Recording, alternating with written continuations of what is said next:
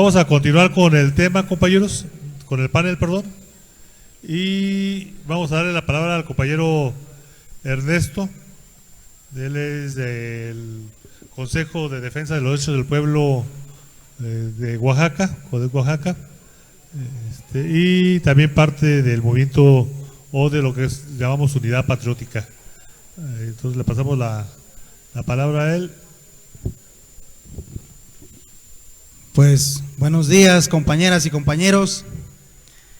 Es un gusto estar nuevamente con ustedes en este proyecto que originalmente, si yo mal recuerdo, en 2008 iniciaron los compañeros del Magisterio Nacional, del CENCENTE, y comenzó allá en el edificio del ESME en Ciudad de México, porque de manera personal ahí estuvimos también.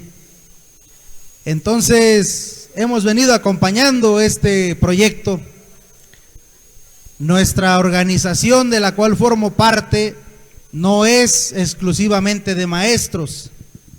Es claro que los maestros han jugado un papel bien importante en la organización de las comunidades por el vínculo que existe natural por la materia de trabajo, que es la educación, y más en la situación en la que vivimos nuestros pueblos, con marginación, con exclusión, sin infraestructuras, donde el maestro tenía que quedarse a laborar ahí.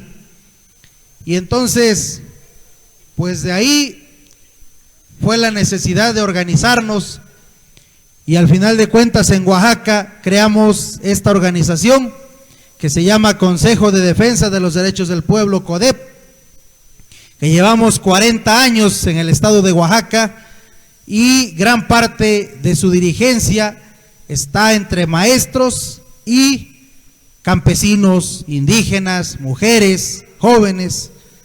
Entonces nos consideramos una organización del movimiento popular. También en la sección 22, que es el magisterio allá en nuestro estado, hemos venido trabajando y luchando al lado de los compañeros. Así, en este caminar, compañeros, por este proyecto que llamamos la vertiente de la construcción del poder popular en el país, a nivel latinoamericano y a nivel mundial, hemos tenido este acercamiento muy estrecho con los compañeros de este sector del Sindicato Nacional de Trabajadores de la Educación, que es el CENCENTE, conformado por diferentes estados de nuestro país, y que coincidimos en que la lucha no es solamente de un sector, no es solamente de un gremio, sino que la lucha es del pueblo. Y si el pueblo no somos capaces de unirnos entre sus sectores más grandes, los más avanzados en la práctica de la lucha social, y quizá los más comprometidos ideológicamente con este proyecto, este país no estaría donde está hoy. Porque también tenemos que decir que hoy el hecho de que López Obrador sea presidente de nuestro país es gracias a nosotros, compañeros. Si este pueblo de México no hubiera luchado como ha luchado, no tendríamos este gobierno, compañeros. No hubiera servido. Y gracias a eso es que hoy está, y aún así seguimos con problemas en nuestros lugares, en nuestros territorios concretos. Allá en las comunidades todavía la gente no alcanza los recursos que la Federación está otorgando a los campesinos, a los indígenas, a las amas de casa, a los adultos mayores. Eso todavía no se resuelve de todo allá. ¿Por qué? Porque todavía las estructuras medias del poder siguen con las mismas prácticas, compañeros. ¿Y eso a quién le corresponde cambiarlo? Pues al pueblo. Porque hoy está el presidente, sí, pero él no tiene los ojos ni las manos para estar en todo lo que es la estructura del poder. Entonces a los pueblos nos toca seguir luchando. Hoy la Comisión Federal de Electricidad sigue multando a la gente porque ya no saben de dónde sacar dinero para los corruptos que ahí siempre han estado. Nosotros con los mismos gerentes de CFE que tratábamos con Calderón y Peña Nieto, seguimos tratando estando el presidente López Obrador allá en el territorio concreto. Y siguen multando al pueblo, y siguen encareciendo los recibos de luz, y siguen abusando del pueblo. Y en el tema de la salud es lo mismo. Y en el tema de la justicia, MPs, juzgados, tránsito y todo lo que tiene que ver con ello, sigue siendo una lucha constante, compañeros. Aún así, nuestro pueblo es grandioso. El pueblo tiene una fe inquebrantable e inobjetable sobre López Obrador. Y eso no lo podemos cambiar nosotros. Y eso está bien, porque hay un pueblo que está unido en torno a un ente que lo aglutina, que lo organiza, que considera su objetivo, ¿sí? Que considera su eje aglutinador. Y eso está bien, compañeros. Pero tenemos que seguir nosotros luchando y haciendo conciencia en todos los sectores de que esto no es el final, de que el hecho de que esté el presidente no ya resolvimos este país. No, de hecho apenas empezamos, apenas es un paso más. ¿Y cuándo lo vamos a resolver? Pues no lo sabemos, pero mientras nuestro pueblo siga viviendo con injusticias, con desigualdades, la batalla continúa, compañeros, y eso nos toca a cada uno de nosotros. A los que están aquí, dirigentes, maestros, compañeros comprometidos con la ideología, compañeros comprometidos con el proyecto. Pues ahí venimos. Nosotros somos del estado de Oaxaca y, como digo, no vengo en nombre del magisterio, vengo en nombre de nuestro proyecto estratégico de la lucha por la construcción del poder popular. Y desde este espacio hemos venido luchando para que podamos ir cambiando en el territorio y a nivel de nuestro país las cosas. Compañeros, un tanto de lo que me toca exponer en este tema, pues es cómo hemos luchado nosotros para la defensa del territorio, de la educación pública, de los derechos humanos, principalmente en los últimos años allá en Oaxaca, y cómo esto lo hemos ido conjuntando con el proyecto nacional.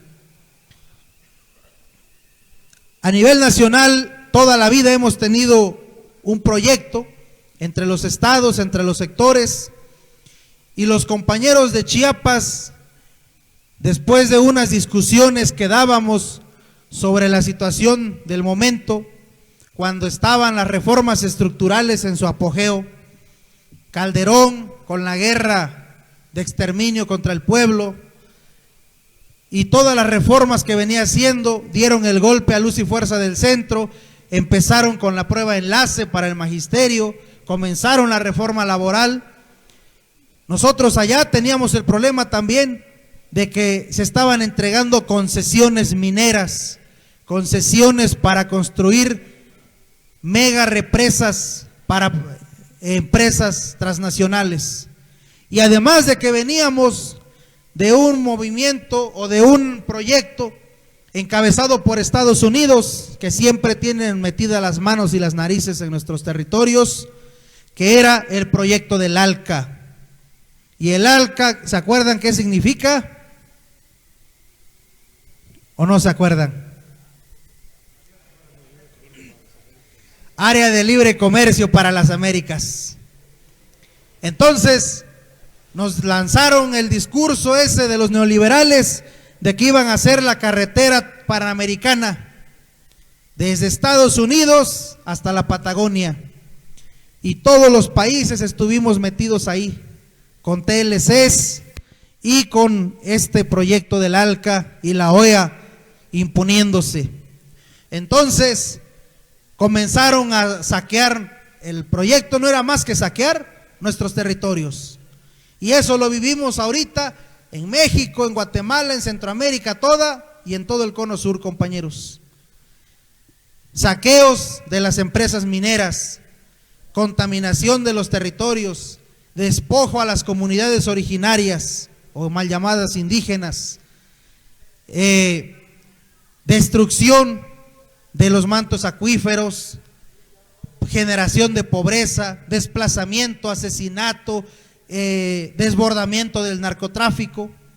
Todo eso se fue generando y eran parte de un mismo proyecto, e incluso del Plan Mérida, que fue impuesto como el plan militar de Estados Unidos para controlar México y Centroamérica. Entonces, era todo un proyecto de saqueo, compañeros, y todo el territorio nacional nuestro estaba defendiéndose de ello.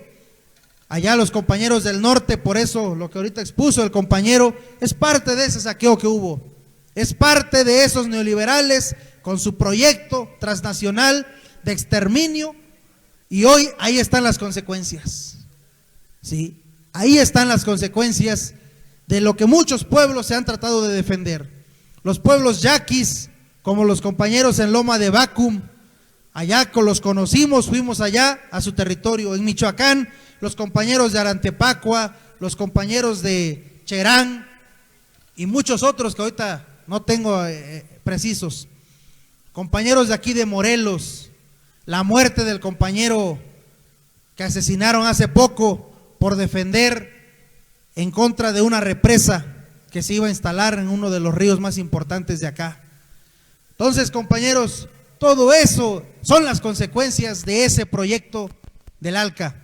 En Oaxaca nos impusieron los molinos eólicos en el istmo de Tehuantepec, nos impusieron el proyecto que hoy está haciendo López Obrador, el canal seco que le dicen, el proyecto transísmico, que era abrir una ruta de alta velocidad para transportar los productos mercantiles del puerto de Coatzacoalcos al puerto de Salina Cruz. Y eso era parte del plan Puebla-Panamá, parte del plan mesoamericano y al final del ALCA, de los TLCs que México venía firmando. Entonces, compañeros, ahí es como nosotros decimos, nuestra lucha dio frutos y por eso está en el gobierno quien está, pero no hemos resuelto el problema todavía, porque todas las consecuencias están brotando ahorita y seguirán brotando.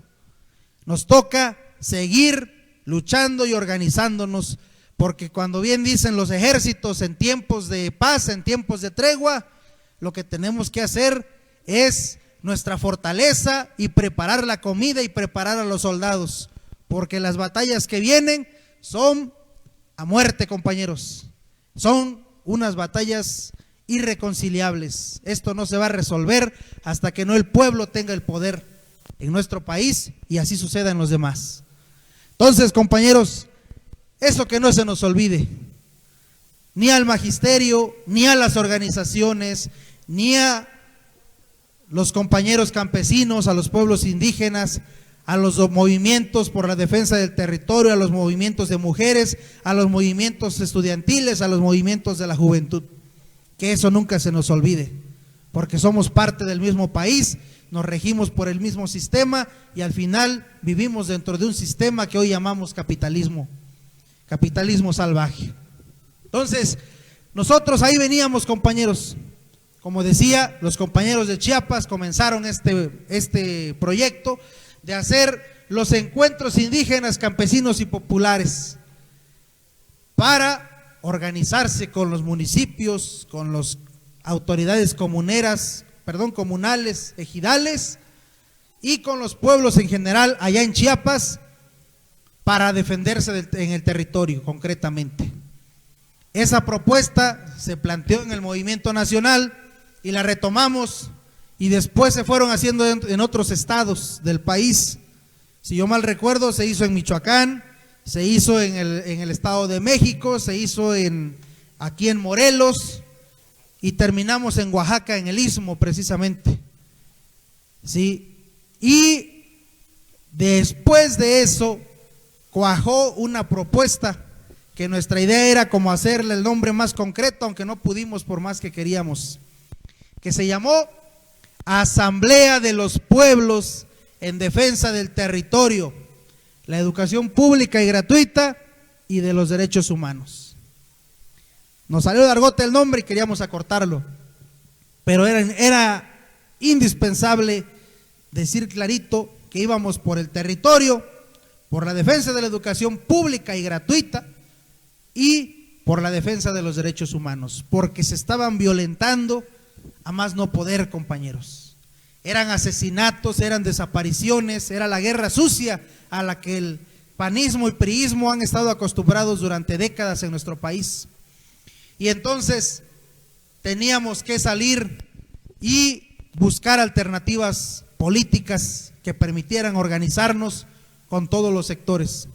Así fue como nació este proyecto, que después tuvo una propuesta mayor de hacer un movimiento internacional para la defensa de los derechos humanos, con toda una estructura que fue bien importante, compañeros. Pero en el tema concreto de la reforma, de las reformas laborales, se termina el periodo de Calderón, entra Peña Nieto, como ya sabemos, con el gran fraude electoral, y comienzan a hacer todas las reformas en el 2013, y nos pegó a todos. El magisterio estaba en la batalla por sus derechos laborales, nosotros estábamos en la batalla por defender nuestro territorio, nuestra agua, nuestro subsuelo, nuestros mantos, nuestra tierra productiva, y defendernos de que nos saquearan con la riqueza mineral, oro, plata, uranio, carbón y todo lo que estaban saqueando en todos los territorios. Y además privatizando el agua, compañeros. Aplicaron, que hoy sigue vigente eso, ya lo dijo el presidente Andrés Manuel, él no iba a quitar ninguna concesión, solamente dijo: no voy a otorgar una más, pero las que ya existen no se quitan, ahí van a quedar. ¿Por qué? Porque se está enfrentando con un poder muy cabrón, compañeros, y sí podría quitarlas, pero necesitamos un movimiento capaz de empujar eso, de que estos cabrones entiendan de que aquí no es el presidente y su gobierno, ¿sí? Que no es la clase política que está ahí ahorita, sino es el pueblo de México, y que cuando se meten con el pueblo es otro cantar, compañeros. Hace poco escuchaba una ponencia de Frei Beto, que vino a México, tendrá como 3 meses eso, y él decía: ¿por qué Estados Unidos no pudo vencer en Irak?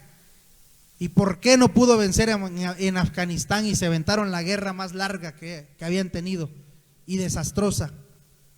Porque dice, ahí no se metieron con el gobierno, se metieron con el pueblo, en los dos casos. Y sucedió lo mismo en Vietnam. Y decía él, con la última pregunta, y con esa cerró: ¿por qué Cuba, que está a tan solo unos pocos kilómetros de Estados Unidos, hasta hoy sigue siendo un ejemplo de batalla? Porque dice él, no era Fidel, no era el gobierno cubano, era el pueblo en revolución, era el pueblo de Cuba. Y los gringos saben muy bien, ellos y otros imperios que han habido, que cuando se meten con el pueblo de una nación es una guerra interminable y no la ganan. Pues es el mismo caso de México, compañeros. Creo que también los gringos saben que Andrés Manuel no está solo y que en dado caso el pueblo de México saldrá. Y los gringos nos conocen bien, porque cuando estaba la Revolución Mexicana sabían perfectamente que con México no se podían meter, mientras aquí estábamos en una guerra, porque el pueblo de México es capaz de pelear hasta con palos y piedras, compañeros, y con él no juegan.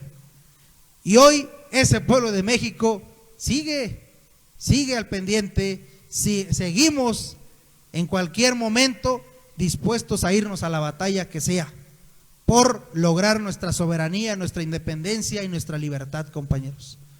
Entonces, creo que Andrés Manuel, aunque esté ahí, esté haciendo, nos hace falta al pueblo darle el empujón, porque también hay que decirlo, la clase política que está ahí en el gobierno de ahora ha mediatizado al pueblo y han contenido al pueblo para que no se movilice. ¿Qué diferencia del gobierno del presidente Cárdenas?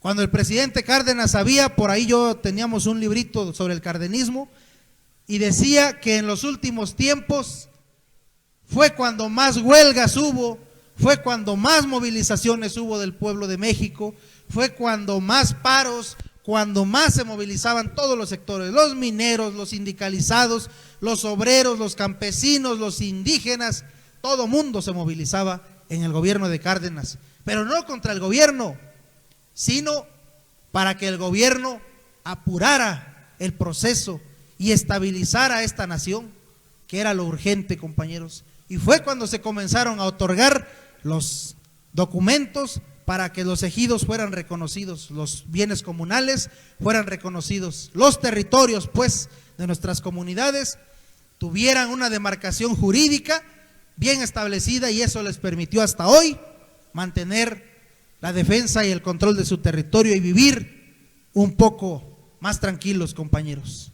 cosa que todavía no pueden gozar países como Brasil, creo que tampoco Colombia y no sé cuántos países más del continente que no tienen estos beneficios que nosotros hemos conquistado.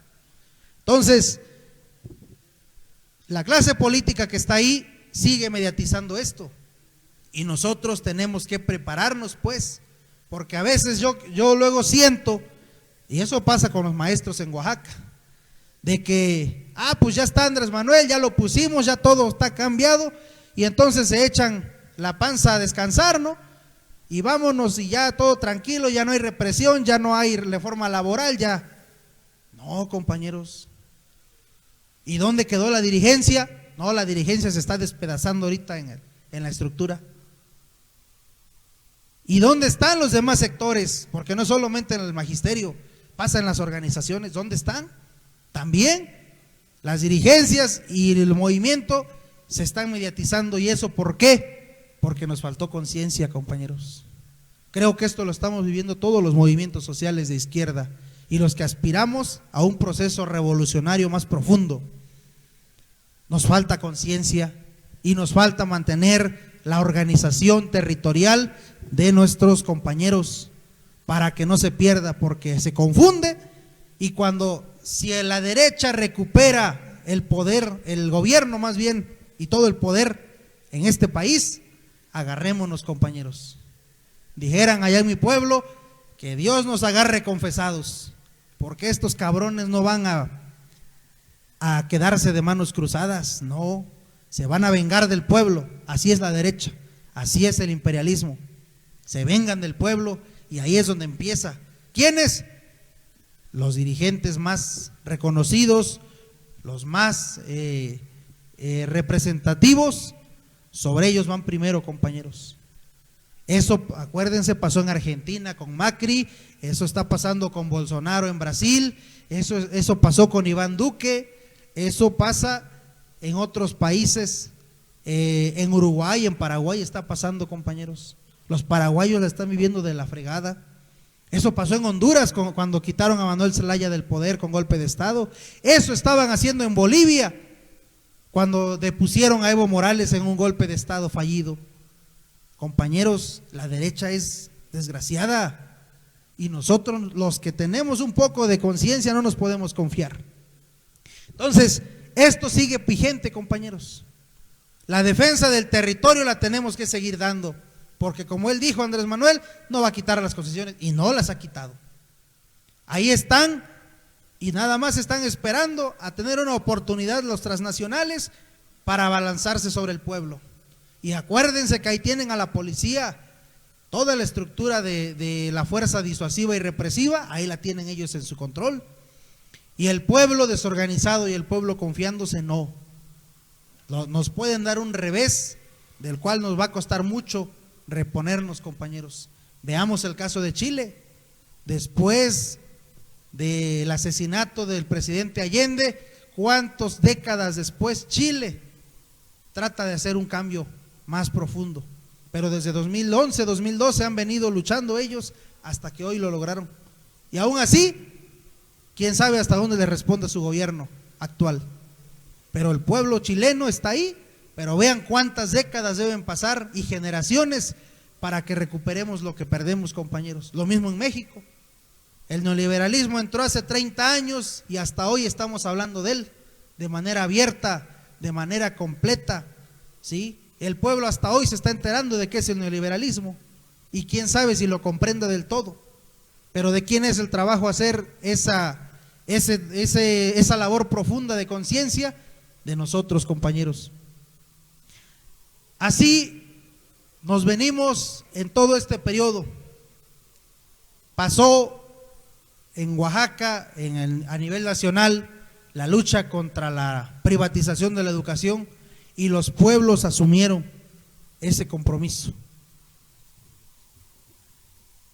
Por eso tuvimos la masacre de Nochistlán nosotros. ¿Y quiénes dieron la vida? De todos los compañeros muertos ahí, a balazos por la Policía Federal, enviada por Chong y por Peña Nieto. Del pueblo, compañeros. Un solo maestro no murió ese día. Murieron campesinos, murieron indígenas, murieron amas de casa, murieron compañeros jóvenes, comerciantes de ahí, porque ese día además era día de tianguis en esa ciudad de Nochistlán. Y salieron todo el pueblo, pero no solamente el pueblo, comunidades que venían a 4 o 5 horas de camino, fueron a la batalla. Ahí estuvimos nosotros también, nuestros compañeros ahí estuvieron. Y finalmente se puso en un punto álgido el asunto de la reforma educativa, pero gracias a que el pueblo tuvo que poner la sangre. Y bueno, fue parte de la contribución a que ya urgía un cambio en este país, un cambio de gobierno, y esto repuntó el proyecto que López Obrador ya venía encabezando, y a muchos nos puso más claros de que no había que titubear, que si lo electoral, que si no lo electoral, porque en ese tiempo esa era la discusión. Nosotros dijimos, nos vamos por aquí y tenemos que salir, dar un paso más adelante, compañeros. Así que hoy es tiempo de acumulación de fuerzas, compas, de conciencia, de atrincherarnos, de crear nuestras mejores fortalezas, porque las batallas que vienen serán a muerte y serán largas, compañeros. Que no se nos olvide eso. Pues sería parte de lo que diría, compañeros, en las preguntas, si hubiera, ya abordaríamos asuntos específicos. Muchas gracias. Bien, gracias, compañero